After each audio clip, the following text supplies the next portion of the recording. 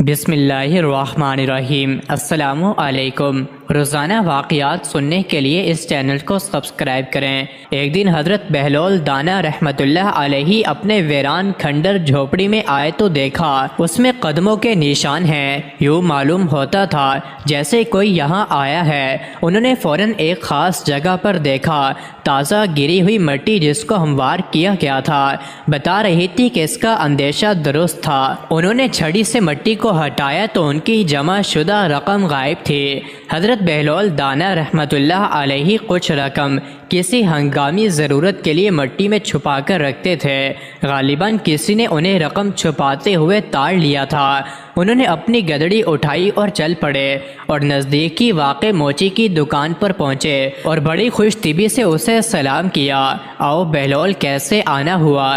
موچی نے خوشی سے پوچھا۔ میں نے سوچا کہ تم سے مل آؤں، پھر تم سے ایک کام بھی ہے۔ بہلول نے کہا، کیسا کام؟ موچی نے پوچھا۔ تم ایک اچھے انسان ہو، مجھ جیسے دیوانے کے ساتھ بھی خوش اخلاقی سے پیش آتے ہو۔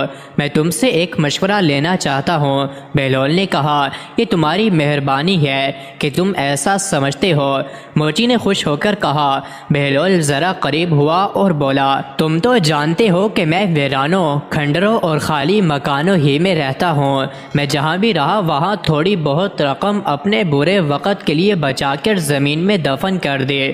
تم ذرا حساب لگا کر مجھے بتا دو کہ یہ رقم کل کتنی ہوتی ہے۔ ہاں کیوں نہیں، تم بتاؤ، میں حساب کر دیتا ہوں۔ موچی نے بڑی فراخ دلی سے کہا، خدا تمہارا بھلا کرے۔ شہر کے مشرقی گوشے میں جو کھنڈر ہے وہاں میں نے شاید 100 سکے دبا رکھے ہیں۔ قبرستان میں تقریباً 250 سکے ہوں گے اور ایک مکان کے صحن میں تو پورے 500 سکے ہیں۔ اور ہاں، یاد آیا، نہر کے کنارے بھی 50 سکے دفن ہیں۔ تو یہ سب ملا کر کل کتنے ہوئے؟ بہلول نے پوچھا۔ اگر یہ سکے سونے کے ہیں تو ان کی مالیت 2000 کے لگ بھگ ضرور ہے۔ موچی نے حساب لگا کر بتایا۔ بہلول کچھ دیر سوچتا رہا، پھر سر اٹھا کر بولا، بھائی میں یہ چاہتا ہوں کہ ان سب جگہوں سے وہ تمام سکے نکال لاؤ اور اس ویرانے میں چھپا دو۔ یہاں آمد و رفت ذرا کم ہے۔ میرا خیال ہے یہ جگہ زیادہ محفوظ ہے۔ یہ تو بہت اچھا خیال ہے۔ تمام رقم ایک جگہ رکھو تاکہ جب ضرورت پڑے تو نکالنے میں آسانی ہو۔ موچی نے دل ہی دل میں خوش ہوتے ہوئے مشورہ دیا۔ بہلول اپنی چھڑی کے سہارے اٹھے۔ اچھا بھائی، میں چلتا ہوں، آج ہی یہ کام کر لوں تو اچھا ہے۔ سارے سکے نکال کر لے آؤں اور یہاں گاڑ دو۔ میرے لیے دعا کرنا۔ موچی نے انہیں الوداع کہا۔ بہلول چلا گیا تو موچی نے سوچا کہ اس نے بہلول کے جو سکے زمین کھود کر چرائے تھے انہیں واپس رکھ آئے تاکہ جب بہلول اپنے باقی سکے لے کر آئے تو اسے شک نہ ہو اور وہ اپنی باقی دولت بھی یہاں دفن کر دے۔ اس کے بعد وہ موقع دیکھ کر ساری رقم نکال لے گا۔ وہ جلدی سے گیا اور اسی جگہ بہلول کی رقم دبا کر واپس آ گیا۔ بہلول کہیں شام کو واپس آئے تو انہوں نے مٹی ہٹا کر اپنی رقم نکال لی اور وہ ویرانہ چھوڑ کر چلے گئے۔ موچی بیچارہ ان کا انتظار ہی کرتا رہ گیا۔ بہلول اپنی رقم نکال کر اس ویرانے سے نکلے اور کوئی دوسرا ٹھکانہ تلاش کرنے لگے۔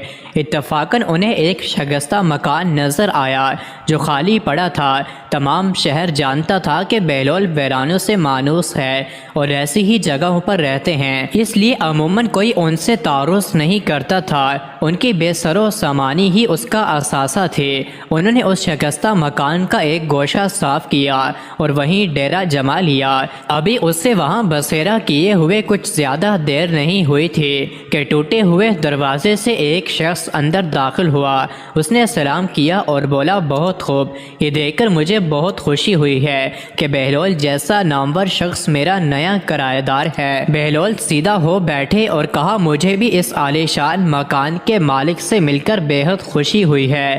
مالک مکان نے کہا، مجھے امید ہے کہ آپ اس ماہ کا کرایہ ادا کر دیں گے۔ بہلول نے مکان کی لرزتی ہوئی چھت اور شکستہ دیواروں کی جانب اشارہ کیا کہ جناب، اپنے اس شاندار محل کی حالت ملاحظہ فرمائی ہے کہ ذرا سی ہوا چلے تو اس کی چھت اور دیواریں بولنے لگتی ہیں۔ وہ شخص بولا، بے شک آپ درست فرماتے ہیں۔ آپ جیسا بزرگ یہ بھی جانتا ہوگا کہ تمام موجودات عالم خدا کی حمد و ثنا کرتے ہیں یہ جو آواز آپ سنتے ہیں یہ اس مکان کی تسبیح کرنے کی صدا ہے۔ بہلول نے اپنا عصا سنبھالا اور فوراً ہی اٹھ کھڑے ہوئے اور کہا حضرت آپ جیسے دانش مند انسان کو یہ تو معلوم ہوگا کہ موجودات حمد و ثنا اور تسبیح و تحلیل کے بعد سجدہ بھی کرتے ہیں، اور میں آپ کے اس مکان کے سجدہ کرنے سے پہلے ہی یہاں سے رخصت ہو جانا چاہتا ہوں۔ بہلول نے گدڑی سنبھالی اور مکان سے باہر نکل آئے۔